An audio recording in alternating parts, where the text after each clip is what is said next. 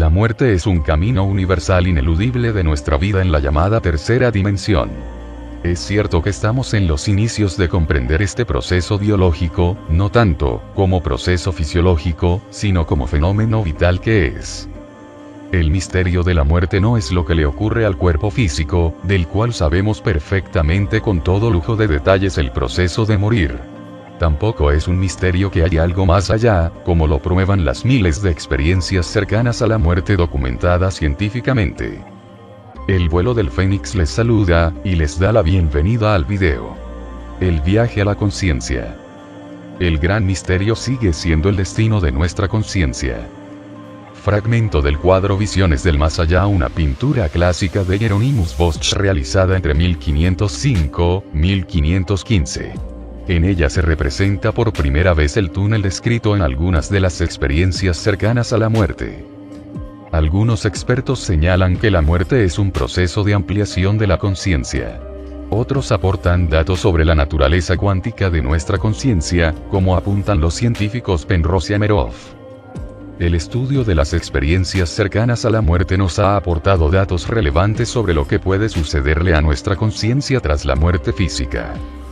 Gracias a las decenas de miles los casos documentados, sabemos que la muerte clínica no es ni mucho menos la muerte definitiva de nuestra conciencia. Curiosamente, ciencia y filosofía acercan posiciones sobre el proceso de morir. En este sentido, algunos ámbitos de la ciencia moderna están de acuerdo con el Buda que nada puede morir. Y es que nada se crea o se pierde y en cambio todo se transforma. Existe pues la transformación y es por ello que algunos vaticinan que nuestra alma o conciencia simplemente se expande, ya que el cerebro produce una gran cantidad de impulsos eléctricos y entra en un insólito estado. Mientras, para que no haya dudas, la ciencia sigue aportando datos sobre el fenómeno de la luz al final del túnel de las experiencias cercanas a la muerte. La teoría de una conciencia eterna natural, asume la pérdida de toda conciencia de base material con la muerte, más específicamente, la pérdida permanente de la percepción del tiempo.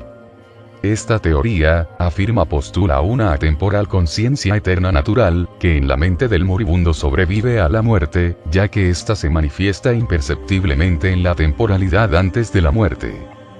El último momento consciente de uno, cualquiera que sea el tipo, se convierte por defecto, psicológicamente, desde la perspectiva de uno, en un momento siempre presente. Tras décadas de investigación, Peter Fenwick, un neuropsiquiatra de gran prestigio, que ha estado estudiando el cerebro humano, la conciencia y el fenómeno de la experiencia cercana a la muerte durante 50 años, sugiere que la conciencia persiste después de la muerte. De hecho, Fenwick cree que la conciencia existe realmente de forma independiente y fuera del cerebro como una propiedad inherente del propio universo, como la materia oscura y la energía oscura o la gravedad. En una visión parecida, el filósofo Bernardo Kastrup puso la metáfora de asimilar la realidad a una corriente de agua, donde el agua representa la conciencia. Cada uno de nosotros es como un remolino en esta corriente, es decir, una parte del agua localizada. Por tanto, estamos fundamentalmente conectados como parte de la misma corriente, pero tenemos la apariencia de estar separados de ella. Bajo este modelo, sería posible que parte del agua de un remolino entre en otro, tales como habilidades psíquicas o telepáticas. De manera similar, si un remolino se deslocaliza, el agua fluye de regreso a la corriente más amplia, piense. La conciencia sobrevive a la muerte corporal. Según este modelo debería poderse predecir fenómenos psíquicos y de supervivencia frente a la muerte corporal. Y de hecho así lo demuestran determinadas vivencias de predicción. No se trata de ocurrencias paranormales si asumimos que el cerebro forma parte de la conciencia del que es solo un receptor. Otros estudiosos como el Amit Goswami, defienden que el alma o este pedazo de conciencia universal encarnada, reencarna porque forma parte de un continuo cuántico, nacimiento, muerte, renacimiento. Desde esta perspectiva existe por tanto un alma, que sobrevive a la muerte del cuerpo físico, y que reencarnará en otro cuerpo para formar un continuo. Esta visión tiene sentido en una ciencia basada en la conciencia, pero solo si consideramos el alma en términos cuánticos. Antoine de Saint-Exupéry, 1900-1944, autor de El Principito, estrelló su avión en el desierto. Allí estuvo vagando, sin prácticamente alimentos durante 3 días y 3 noches, como relata en su libro Tierra de Hombres, que sintió que se fundía con el desierto. Pensamos que cuando el cerebro deja de funcionar, la conciencia también lo hace. La ciencia especula que el cerebro no crea la conciencia, sino que éste tan solo sea un mediador entre nuestra experiencia vital y la conciencia universal que somos y que nunca muere. Algunas filosofías dejan claro que nuestra conciencia vuelve al universo simplemente porque afirman que éste es conciencia. Así pues, nuestra experiencia vital sería parte de la vivencia de la conciencia universal. Y queda disponible para una nueva experiencia en forma material.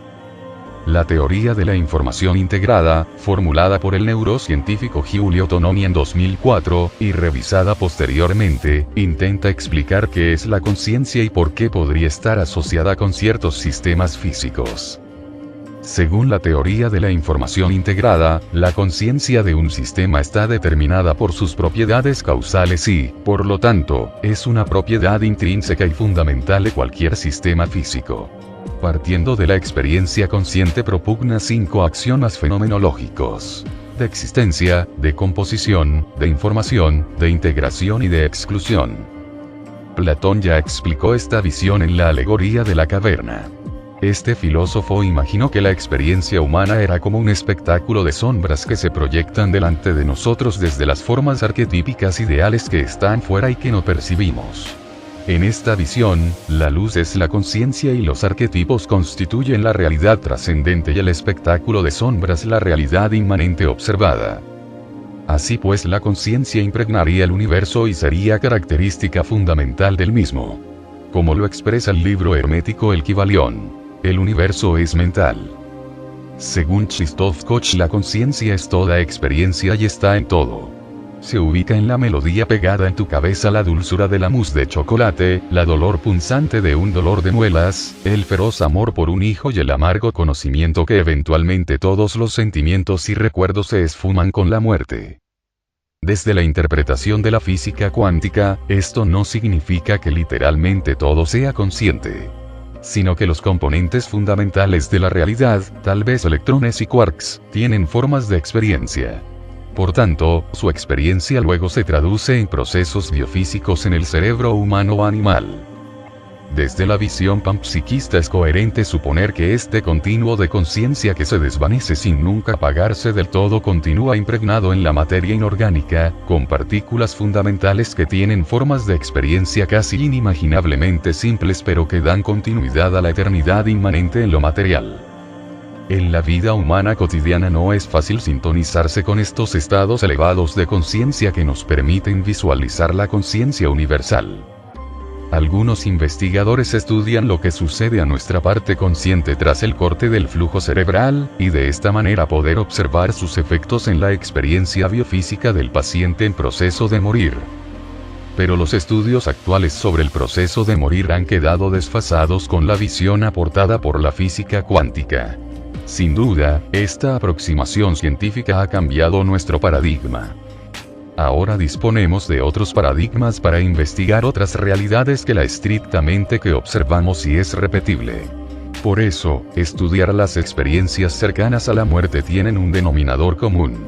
Nos ayuda a comprender la conciencia como experiencia vital.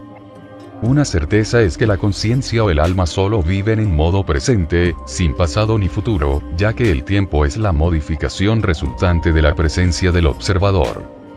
En la visión clásica religiosa se nos plantea que hay una conciencia, diversamente nombrada como espíritu, Dios, Tao, Brahman, que prevalece sobre la materia.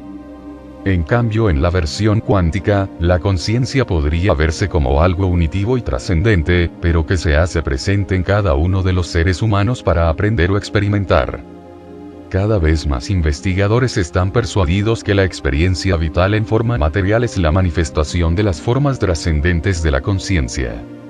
El filósofo Philip Goff dice: ¿y si la conciencia no es algo especial que hace el cerebro, sino una cualidad inherente a toda la materia? El vuelo del fénix, tocando fibras del conocimiento, y compartiendo fractales de luz. Hasta siempre. Comparte el mensaje y suscríbete.